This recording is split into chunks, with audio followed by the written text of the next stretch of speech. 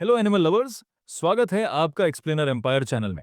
और आज मैं एक्सप्लेन करने वाला हूँ जुजुत्सु कैसन के सीजन 3 एपिसोड नंबर 5 को। तो चलिए जानते हैं आगे की कहानी को बिना किसी देरी के।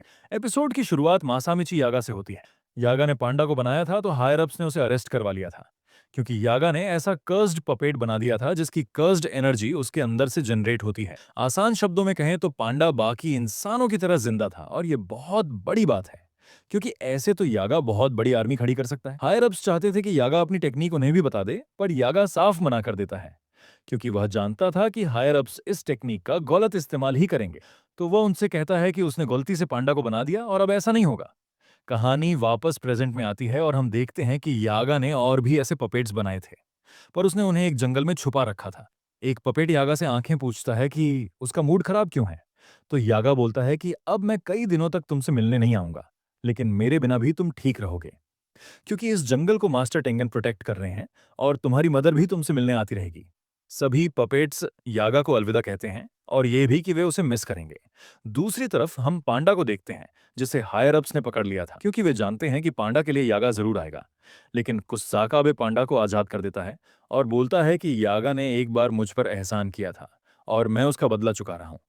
असल में कुसाकाबे की एक बहन है, जिसका एक बेटा है जो इस दुनिया में नहीं रहा। इस बात से उसकी बहन को बहुत बड़ा सदमा लगा था, और वह ठीक से चल भी नहीं पाती थी। तो यागा ने उसके लिए एक पपेट बनाया था जिसमें उसने तकेरू की इन्फॉर्मेशन डाली थी। मैं आपको बता दूं कि तकेरू कुसाकाबे की बहन का बेटा है। तो अब कहानी में आते हैं जिससे यह पपेट बिल्कुल तकेरू की तरह बात कर रहा था। उसे देख कुसाकाबे की बहन सदमे से बाहर आ गई थी। उसने उसे पपेट को गले लगा लिया था। यागा बोलता है कि वे लोग इस पपेट को अपने साथ नहीं ले जा सकते, वरना हायर अप्स को पता चल जाएगा। कुसाकाबे की बहन इससे मिलने इसी जंगल में आ सकती है। कुसाकाबे इसके लिए यागा को शुक्रिया बोलता है। खैर, कहानी वापस प्रेजेंट में आती है। यागा के सामने एक मास्क पहना हुआ सोर्सरर आता है और उससे पूछता है कि वह कहाँ जा रहा है। तो यागा बोलता है कि अपने बेटे पांडा से मिलने। वह सोर्सरर कहता है कि हायर अप्स ने तुम्हें मौत की सजा सुनाई है। अगर तुम बचना चाहते हो तो बता दो ऑटोमेटिक पपेट्स कैसे बनाते हैं। यागा कहता है कि गोजो नहीं है तो तुम्हारी हिम्मत ज्यादा बढ़ चुकी है, और वह लड़ने को तैयार हो जाता है। तभी उसे गिटार की आवाजें सुनाई देती हैं, और वह देखता है कि गाकू गांजी भी उसे मारने यहाँ आया था। और फिर इनमें लड़ाई होती है और ये यागा को घायल कर देते हैं। फिर गाकू गांजी दूसरे सोर्सरर को यहाँ से जाने को बोलता है।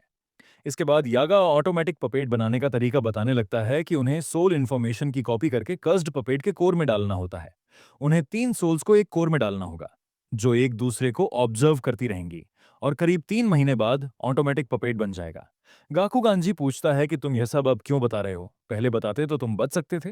यागा बोलता है कि यह एक कर्स है जो मैं तुम्हें दे रहा हूं। तभी पांडा यहाँ भागते हुए आता है और देखता है कि उसने आने में देर कर दी, क्योंकि अब उसका फादर यागा इस दुनिया में नहीं है। वह भागकर यागा के पास जाता है। गाकू गांजी पूछता है कि तुम मुझसे लड़ोगे नहीं, तुम्हें गुस्सा नहीं आ रहा। पांडा बोलता है कि मैं बाकी इंसानों की तरह नहीं हूं, और तुम्हारी यागा के साथ कोई दुश्मनी नहीं थी। तुम बस ऊपर के ऑर्डर्स फॉलो कर रहे थे। लेकिन यह बात जरूर याद रखना कि पांडा भी रो सकता है। पांडा यागा की मौत पर रोने लगता है।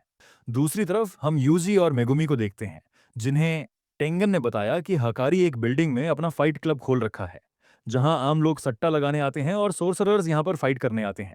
बिल्डिंग में घुसने से पहले मेगुमी और यूजी अपने कपड़े चेंज कर लेते हैं, क्योंकि अगर हकारी को पता चला कि वे जुजुत्सु हाई के स्टूडेंट्स हैं तो वह भाग जाएगा। हकारी ने हायर अप्स से लड़ाई कर ली थी और उसे स्कूल से सस्पेंड कर दिया था। यूजी पूछता है कि वह हमारी मदद करेगा। मेगुमी बोलता है कि वैसे तो वह बहुत बड़ा कमीना है, लेकिन यूता ने बोला कि वह उससे भी ज्यादा स्ट्रांग है, तो किसी भी तरह हमें उसे क्लिंग गेम के अंदर लेके जाना है। एंट्रेंस पर अब इन्हें बॉडीगार्ड मिलते हैं, जो बोलते हैं कि यह बच्चों की घूमने की जगह नहीं है, यहां से चले जाओ। मेगुमी बोलता है कि वे व्हाइट क्लब के लिए आए हैं, तो गार्ड उसे मुक्का दिखाकर डराने की कोशिश करता है, लेकिन मेगुमी अपनी जगह से हिलता भी नहीं। तो गार्ड उन्हें बताता है कि फाइट क्लब का पहला रूल है कि उन्हें फाइट क्लब के बारे में किसी को भी बताना नहीं।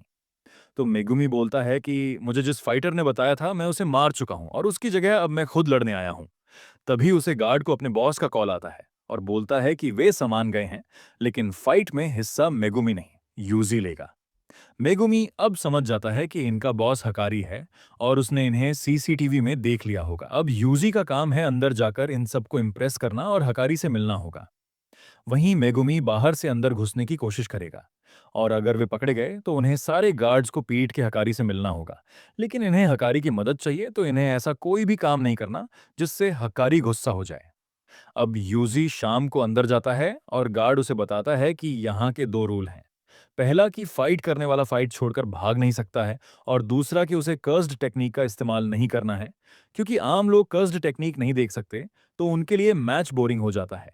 यूजी पूछता है कि उनका बॉस कैसा है, तो गार्ड बोलता है कि खुद उनसे मिलकर देख लेना। यहाँ दो तरह के मैच होते हैं, पहला तो असली और दूसरा स्क्रिप्टेड, जिनकी स्क्रिप्ट बॉस खुद बनाते हैं। और आज यूजी ने अच्छा खेल दिखाया तो बॉस उसे मिलने जरूर बुलाएंगे। यूजी अब फाइटिंग एरिया में जाता है जहां बहुत सारे लोग थे। ये देख यूजी बहुत खदुश हो जाता है, क्योंकि उसका ओपोनेंट पांडा है। हकारी को अब हम सीसीटीवी कैमरा में देखते हैं, जो किरारा के साथ बैठा हुआ था। किरारा भी जुजुत्सु की 3rd ईयर की स्टूडेंट रह चुकी है। हकारी बोलता है कि आजकल के मैच बहुत बोरिंग हो चुके हैं, क्योंकि ऐसे बहुत कम लोग हैं जो पांडा को हरा सकते हैं। लेकिन यूजी और पांडा अच्छे से लड़ रहे थे, जिससे लोगों का मनोरंजन भी हो रहा था। अब यूजी पूछता है कि तुम्हें हमारी मिला क्या? पांडा बोलता है नहीं। अब यूजी पांडा पर हल्के पंच मार रहा था, लेकिन पांडा ऐसी आवाजें निकाल रहा था जैसे उसे बहुत जोर की लग रही है। अब यूजी पांडा को एक नकली पंच मारता है, जिससे पांडा उड़ते हुए दीवार में जा टकराता है और बोलता है कि अरे, बहुत जोर से मारा रे, अब तो मैं हार गया।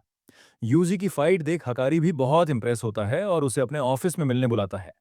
गार्ड की शैडो में छुपा मेगुमी भी ये बात सुन लेता है।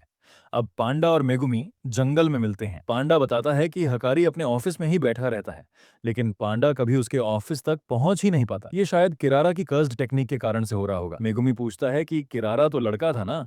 तो पांडा कहता है कि हाँ, स्कूल में तो वह लड़का ही था। खैर, अब सब कुछ यूजी के हाथ में है। अब पांडा कहता है कि हकारी को यूजी की पर्सनैलिटी पसंद आएगी, लेकिन यूजी को झूठ बोलना नहीं आता, इसलिए यूजी पकड़ा ना जाए। इस वजह से दोनों डिसाइड करते हैं कि जब यूजी कमरे में जाएगा तो वे बाहर के सारे गार्ड को सुला देंगे। बस दिक्कत किरारा की टेक्निक की है। इधर यूजी और भी मैच जीत जाता है और हकारी उसे अपने कमरे में फिर बुलाता है। हकारी अब बोलता है कि क्या तुम दिन में 1 घंटा काम करके 10,000 रुपये कमाना चाहते हो? यूजी पूछता है कि काम कौन सा करना है? हकारी अब बोलता है कि यह जानने के लिए तुम्हें 20,000 रुपये का एक कोर्स खरीदना पड़ेगा। यूजी बोलता है कि यह तो स्कैम है। हकारी कहता है कि बिल्कुल सही कहा, यह एक बहुत मामूली स्कैम है, जिसमें एक आदमी अमीर होने का नाटक करता है और बोलता है कि तुम्हें भी अमीर होना है तो मेरा कोर्स खरीद लो। और काफी मूर्ख लोग हैं जो इसमें फंस जाते हैं, और इसका कारण है गर्मी। सबके अंदर गर्मी होती है अमीर बनकर अपनी जिंदगी बदलने की। इसके बिना तो लोग प्यार भी नहीं कर सकते। और हकारी को गर्मी बहुत पसंद है, और गर्मी का मतलब है गैम्बलिंग। दुनिया का हर आदमी जुआ खेलता है, और वही लोग इसे बुरा बताते हैं जिन्हें हारने का डर लगता है।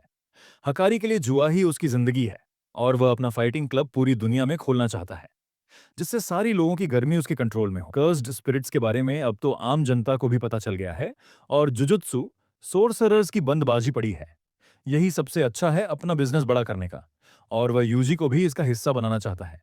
तभी हकारी को किसी का कॉल आने लगता है। फिर हकारी यूजी ही से पूछता है कि कुछ ठंडा पियोगे? यूजी बोलता है कि कुछ भी चलेगा, बस दारू नहीं। हकारी बोलता है कि तुम्हें पता है कि सतरो गोजो भी दारू नहीं पीता। अब यूजी पूछता है कि यह सतरो गोजो कौन है? कभी इसके बारे में सुना नहीं। और यहाँ उसका झूठ पकड़ा जाता है, क्योंकि दुनिया में कोई ऐसा सोर्सरर नहीं है जो सातोरु गोजो को नहीं जानता। हकारी उससे बोलता है कि तुम जुजुत्सु हाई से आए हो ना? और ऐसा कहकर वह यूजी पर हमला कर देता है और बोलता है कि उसे किरारा का कॉल आ रहा है। इसका मतलब जरूर कुछ गड़बड़ है। अब यूजी उसे बोलता है कि पहले मेरी बात सुन लो, लेकिन हकारी बोलता है कि बिल्कुल नहीं, क्योंकि अब मैं ठंडा हो गया हूं। और यह एपिसोड यहीं पर एंड हो जाता है। तो दोस्तों, आपको क्या लगता है कि ये लोग हकारी को मना पाएंगे? और उम्मीद करता हूं कि मैंने ये चैप्टर अच्छे से एक्सप्लेन कर दिया होगा। अगर आपको वीडियो अच्छी लगी हो तो इसे लाइक कर दीजिए, और जिसने सब्सक्राइब नहीं किया वह सब्सक्राइब भी कर दीजिए। तब तक के लिए बाय बाय।